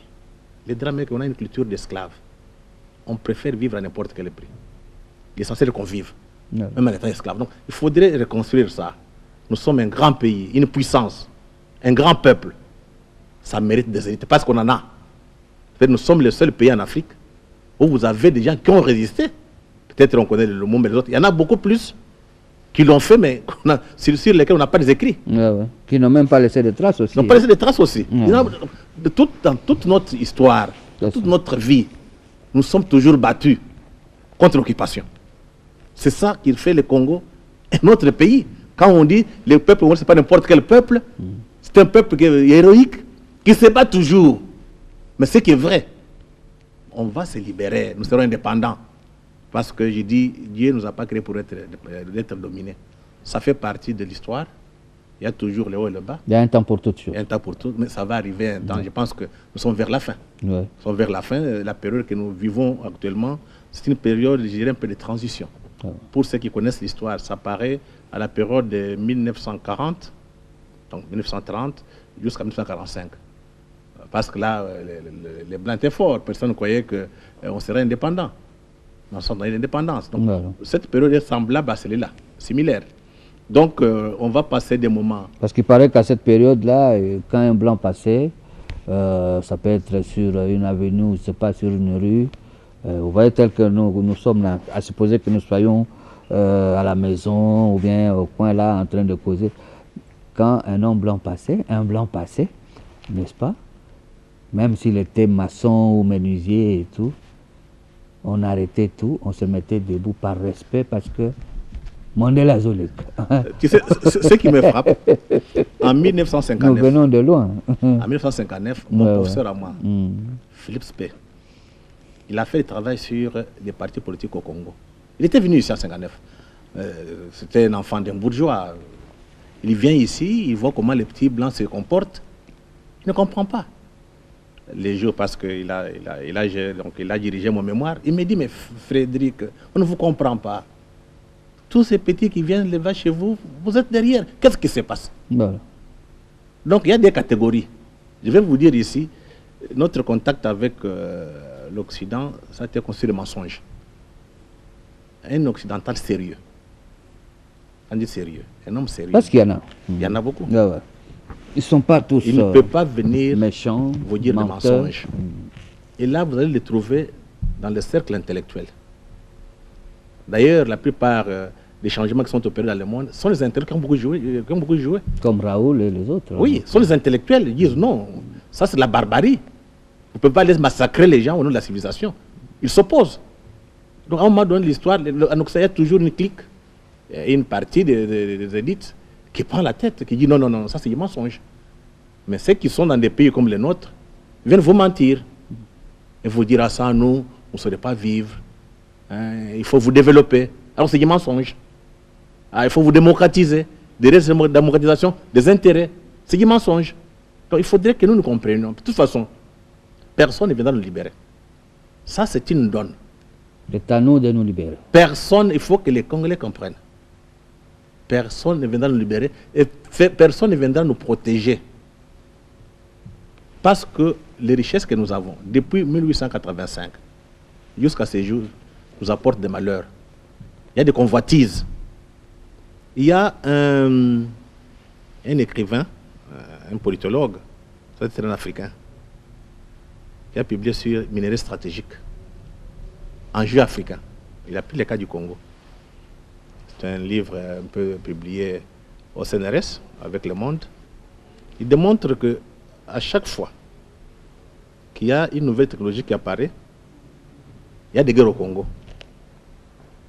En 2000, en 1908, en 2008, en 2000 c'était le cobalt avec les téléphones portables. En 2000, Coltan, donc. Coltan, oui. Ah ouais. En 2008, en 2004, c'était encore c'est bauxite, pas bauxite, mais des terres rares. Maintenant, en 2013, c'est le coltan. Donc, dès que nous sommes là, nous sommes dans la guerre de coltan. Donc, vous n'allez pas croiser les bras. Vous voulez parler du cobalt? Pardon, du cobalt. Vous n'allez pas croiser les bras en disant nous aimons la paix. On va vous faire esclaves. Ces gens comprendront. Quand nous aurons une armée forte, une population éveillée, pour créer un rapport de force. Si vous n'avez pas ça, on vous fait esclave. Maintenant, sur les élites congolaises que je vois, surtout aux médias, nos médias sont ailleurs. Nos médias n'informent pas notre population. La chance qu'on a aujourd'hui avec la révolution numérique, avec les nouvelles technologies, l'information est à la portée de tout le monde. Tu veux connaître, tu pars sur Google, tu fais des recherches, tu as tout. Qu'est-ce que nous faisons? Les discours qui viennent de l'extérieur, et on est inondé par les radios, et nous reprenons ça. Monsieur le DGA, ne soyez pas trop dur quand même. Il y a quand même des médias qui informent. Quand vous étiez chez le Potentiel, Télé7, vous informiez. Hein? C'est une goutte d'eau dans l'océan. Mais c'est déjà quelque chose. Parce que ce qui est beaucoup plus important, c'est créer une masse critique. Imaginez-vous s'il y a 80 Congolais, 80 millions de Congolais qui comprennent. Vous pensez que la guerre à l'Est allait encore continuer? Non. Tu vois le cas de la Chine là. La Chine comprend, tout Chinois comprend. Tu verras rarement un Chinois, je ne vois pas s'il n'y en a pas aujourd'hui, prendre les armes contre leur propre pays. Tu ne verras pas les Chinois aller chercher le pouvoir à l'extérieur. À Washington, tout comme à Bruxelles. Mais non plus Taïwan. Hein? Non, c'est une question interne chez eux. Que ça soit celle de Taïwan. Et il y a aussi Tibet. Non, non, que ça soit en tout cas, le Tibet... Non, je pense que c'est le discours que les médias occidentaux vous inondent ici. Voilà. Ce n'est pas la vérité. Voilà. Il faut lire l'histoire de la Mais Chine. vous savez que c'est une menace. Non, je pense que c'est l'Occident qui veut mettre la Chine en difficulté. Voilà. Que ce soit les Taïwanais, que ce soit les Chinois, ils voient toujours la grande Chine. Parce que dans l'histoire de la Chine, c'est toujours l'unité qu'on cherche. C'est leur culture, c'est leur histoire. Donc comme on est toujours inondé par les informations venant du monde occidental, nos analyses sont biaisées. Donc il faut lire les livres chinois qu'écouter les livres occidentaux. Très souvent, ce n'est pas très, comment dirais-je, très honnête. Monsieur DG, on peut évoluer? Sans problème. Parce que, vous savez, c'est pas facile de donner la parole à Monsieur Freddy Mulumba, un orateur comme on le connaît à travers le monde. Hein? Oh non. Ouais. Alors, avant de vous donner encore l'occasion de dire quelque chose, Monsieur le DGA, suivant cet élément, vous l'avez dit, ça fait mal au Congo. Je ne sais pas, peut-être que c'est pour cela qu'on dit nul ne prophète chez lui. C'est curieux. Vous savez, un jour, cette dame-là, c'est Madame Nkosazana Zuma, l'épouse de Zuma, du président Zuma, qui est aujourd'hui honoré pratiquement et tout ça là. Alors, c'était dans un des sommets de l'UA, l'Union africaine, mais c'était formidable. Qu'est-ce qu'elle lisait là? C'était la lettre de Lumumba, la lettre que Michel Kitoko venait de rendre ici, en anglais. Mais il y avait un homme qui traduisait en français. Je me dis, mais c'est formidable. Et elle lisait ça devant des chefs d'État africains. Ils étaient nombreux là-bas. Bon, je ne suis pas raciste, je ne suis pas xénophobe, tout ça. J'ai aimé une chose, j'ai vu Kagame dans la salle. Kagame était attentif, il suivait la lecture faite par Madame Nkosazana Zuma, n'est-ce pas, de la dernière lettre de Lumumba à son épouse. Et elle dira même que c'était un testament pour tous les Africains. Nous allons, juste après cette lettre-là, n'est-ce pas, la lecture donnée par Madame Nkosazana Zuma, nous inviterons encore une fois le président tunisien, je ne sais pas si c'est encore lui ou c'est quelqu'un d'autre maintenant, en Tunisie, voilà, n'est-ce pas? Alors d'ailleurs, quelqu'un comme ça, il peut être combattu par les impérialistes, n'est-ce pas? Le président tunisien qui est venu répondre, qui était parmi les invités, les heureux invités du 14e sommet de la francophonie ici chez nous, c'est qu'il a dit de Lumumba, n'est-ce pas? Il dit, mais lorsque nous étions jeunes, n'est-ce pas, quand on suivait Lumumba, mais on était contents, on était marqués, on fait ça. Mais curieusement, ici, on vous dit, non, écoutez, Lumumba, on a dit tout ça, tout ça. On peut encore suivre un peu, et puis, on vous donne la parole. Technique. Je voudrais surtout citer l'un des dignes fils de notre pays, de nos pays, Patrice Lumumba, parce que je pense que ce qu'il a dit dans la citation que je vais faire constitue le résumé de l'action que nous sommes en train de mener ici et nous interpelle tous, interpelle la communauté internationale, interpelle les citoyens africains, interpellent les Nations Unies, citoyens congolais. Je ne vais pas dire davantage, je vais tout simplement vous présenter cette citation. Ni la brutalité, ni la cruauté, ni la torture ne m'amèneront jamais à solliciter la miséricorde, car je préfère mourir la tête haute et ma foi inébranlable en manifestant toute ma confiance à la dignité de mon pays, plutôt que de vivre sous l'emprise de la domination en méprisant les principes secrets. Un jour, l'histoire triomphera, mais ce ne sera pas l'histoire qui est enseignée à Bruxelles, à Paris ou à Washington ou aux Nations Unies, mais l'histoire qui sera enseignée dans les pays qui auront été libérés de l'impérialisme. L'Afrique aura ainsi la possibilité de rédiger sa propre histoire. Pour conclure, je voudrais tout simplement apprécier l'implication personnelle du secrétaire général des Nations Unies en vue de la réalisation de ce rêve pour lequel Patrice Lumumba a trouvé la mort. C'est pour moi un très grand plaisir, mais aussi un moment d'émotion d'être dans ce pays à qui Dieu semble avoir donné tout et le reste.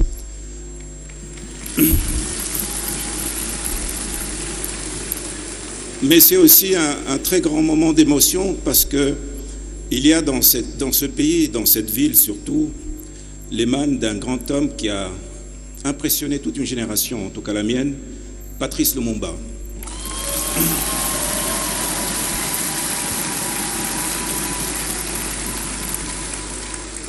Je suis le fils de cet homme.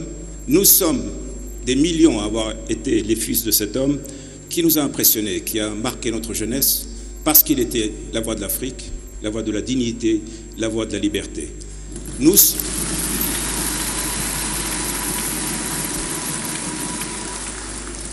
C'est donc pour moi ici une sorte de pèlerinage. Je suis venu en pèlerinage rendre hommage à mon maître, à cet homme qui m'a marqué indéfiniment.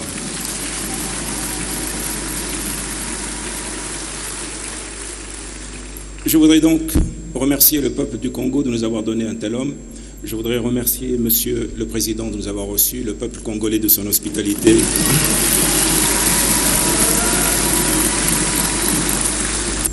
L'Afrique écrira sa propre histoire et elle sera au nord et au sud du Sahara une histoire de gloire et de dignité. Cette prophétie de Patrice Lumumba, inscrite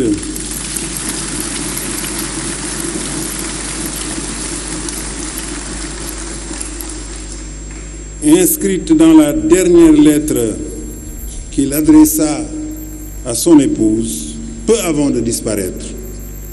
La francophonie l'a résolument faite sienne dès les origines, parce que son destin, né en terre africaine, autour du partage de cette belle langue française, son destin est irrémédiablement lié à celui de ce grand continent. Aujourd'hui, plus qu'hier et moins que demain.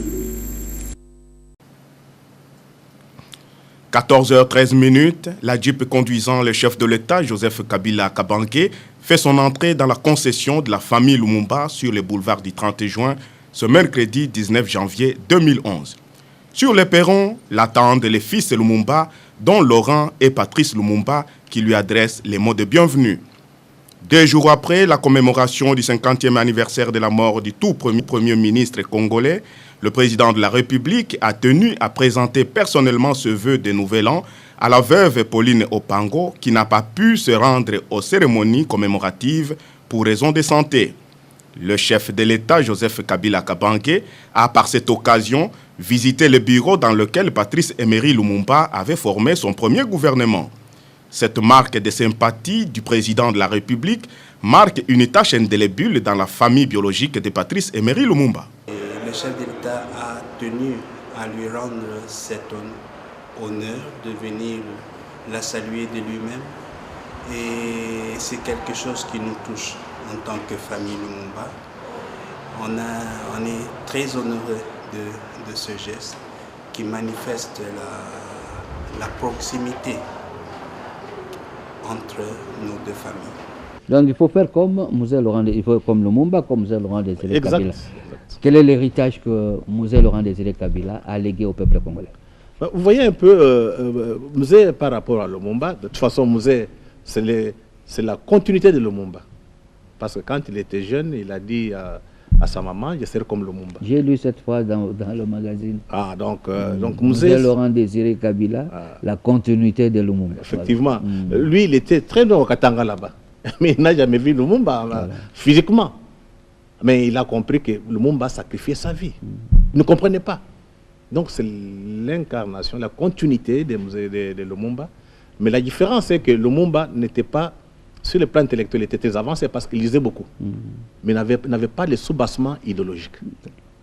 Et Musée a pris cette dimension intellectuelle, mais il a mis un soubassement idéologique, de s'approcher beaucoup plus du peuple. Je pense que quand Musée est arrivé, il y a eu beaucoup de changements, personne ne peut l'ignorer. On a construit, c'était quoi le service national. Oui, il y avait je pense que les gens ne voulaient pas le faire. Réserve stratégique générale. Ils n'étaient pas d'accord avec le Fonds monétaire, mais ils ne sont pas morts. Les choses marchaient. Mais l'héritage des musées, c'était l'esprit d'indépendance. Un homme très indépendant. Et je me rappelle ce qu'il avait dit à Yann, qu'il ne peut pas. Yann le répond toujours. Il dit, on me demande de faire des choses que je ne peux pas faire. Yann de la Colombe. De la Colombe. Ah, ok. Que je salue en passant. Vous allez rester, continuer le combat, continuer la lutte. Je pense que c'est un message très clair. C'est ce que Lumumba dit aussi. Il a confiance à son peuple qui va se libérer des ennemis du Congo, internes et externes. Nous avons fait cette continuité-là. Donc il faudrait les gens qui grandissent, les enfants qui grandissent, les jeunes, reprennent Musée et Lumumba comme les repères. On n'a pas d'autre choix. On n'a pas d'autre choix. Les gens qui ne comprennent pas, l'histoire va les condamner sérieusement. On n'a pas d'autre choix. Dans notre histoire, aujourd'hui, après l'indépendance, je peux dire, avant même l'indépendance, avant que le Congo soit le Congo tel qu'il est, on a Kimpavita, on a Kimbangu, on a Musée, on a Lumumba. Donc ça, c'est à dire à nos enfants, regardez les repères. On ne veut pas que les gens viennent nous dire, non, ce sont nos héros.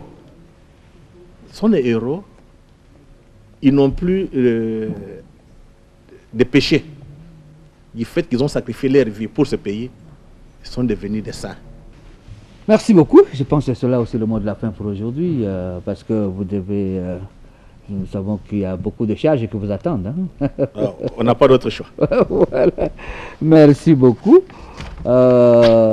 Mais nous vous aidons à cadencer les pas pendant que vous remontez au bureau à l'aide de cette très belle chanson intitulée Service national, parce que je pense, je ne crois pas que M. le DGA me contredise, le service national, c'est un des héritages importants que le musée nous a légués.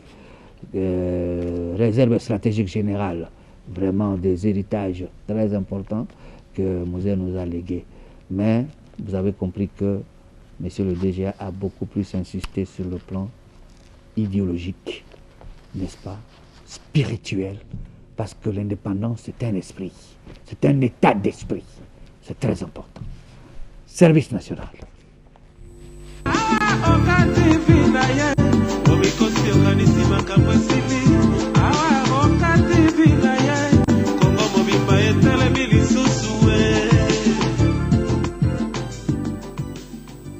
Mesdames et messieurs, je commencerai tout d'abord par vous saluer avant de vous rafraîchir la mémoire sur une structure novatrice que Musée Laurent Désiré Kabila a conçue pour accompagner la reconstruction et le développement de notre pays.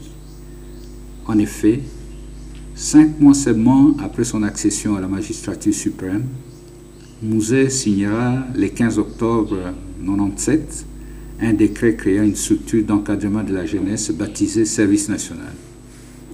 Derrière ce vocable de service national se profilait tout un programme de développement de la République démocratique du Congo que Musée a longtemps mûri pendant sa longue période de lutte en vue de libérer le peuple congolais et de jeter les bases d'un développement durable de ce pays qu'il aimait tant. Pour le service national de notre pays, service national qui a pour mission essentielle de souder tous les jeunes de ce pays ensemble. Service national qui doit faire prendre conscience de l'unicité de notre nation. Ok, fidèles téléspectateurs, nous sommes à la fin de notre émission d'aujourd'hui. Nous pensons que prochainement, l'occasion nous sera donnée de vous proposer un élément que nous avons réalisé sur l'activité organisée par certains compagnons de Musée Laurent Désiré Kabila avec Willy Ngoyi et les autres. Nous espérons que la semaine prochaine, nous pourrions en tout cas vous le proposer. Parce qu'ils sont allés assister les blessés de guerre et tout ça. Ça, c'est vraiment une très très bonne chose. Voilà ce que Musée voulait. Voilà pourquoi il nous demandait de nous prendre en charge, de ne jamais trahir le Congo, de nous aimer les uns les autres, comme d'ailleurs la Bible nous l'enseigne. Nous ne pouvons pas terminer cette émission sans penser à cette famille. C'est l'épouse de Pierre Moulélé, paix à son âme. Elle nous a quittés. C'était le 29 mars, n'est-ce pas? Le 29 plutôt, nous sommes au mois de mai. Le 29 mai 1966 qu'elle nous a quittés. Voilà, elle est là, Madame Moulélé. Donc,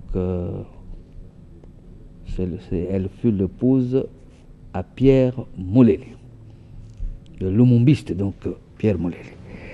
Donc, ce 29 mai, nous allons penser encore à elle, comme nous pensons d'ailleurs à elle tous les jours. Ah, voilà des choses qu'il faut éviter, peuple congolais. Cette dame a eu à élever des enfants loin de son mari et tout, mais quelques temps après, on lui a fauché la vie. Voilà des choses que nous ne voulons plus vivre dans notre pays. Bon anniversaire à un jeune homme, c'est un petit Congolais là, qui fête ses 3 ans d'existence. Il s'appelle Moïse Kikeba. En tout cas, je n'ai pas compris la photo, j'ai cherché, je n'ai pas retrouvé. En tout cas, joyeux anniversaire à Moïse Kikeba, avec ses parents, n'est-ce pas, monsieur Berger Kikeba et maman Marthe et tout. En tout cas, nous espérons que la fête va bien se passer là-bas. Qui va souffler sur les bougies? Je ne sais pas si c'est peut-être lui-même. Il a encore 3 ans. Fidèles téléspectateurs, nous terminons avec cette pensée. Face à l'ennemi commun, il y a exigence de cohésion nationale. Face au danger, à la menace de la balkanisation de la RDC, la cohésion nationale s'impose. Pour aujourd'hui, nous arrêtons là. Mokonzi Longange, Kasongo. Naibute soka zakandi kwa General Kasongo Silvano. Wazaka kuna na kinga baba obenge Longange. Topesi mbote na pesi pe mbote na molongani na ye na mwana bango. Mwana bango ya autobota dernièrement. Ba balanda ke mission m'a été. En tout cas, ndeko Longange naibite soki na memo mikolo na victoire, la place de la victoire wana po batumoko bakomi kotia moi insécurité place wana tout ça là, n'est-ce pas? Toibite soki batina neno ndeko Longange wana kende kotia moi ordre, n'est-ce pas? C'est très important. Fidèles téléspectateurs, merci de votre attention et à la prochaine. Ne jamais trahir le Congo. Tosepela bakoko bazongi nyonso ezongi umukimba mwazongi mibeko pe ezongi mama kipa zongi na oyo nyonso tomoni fumukimba ngu profete na mabele ya Kongo na mabele ya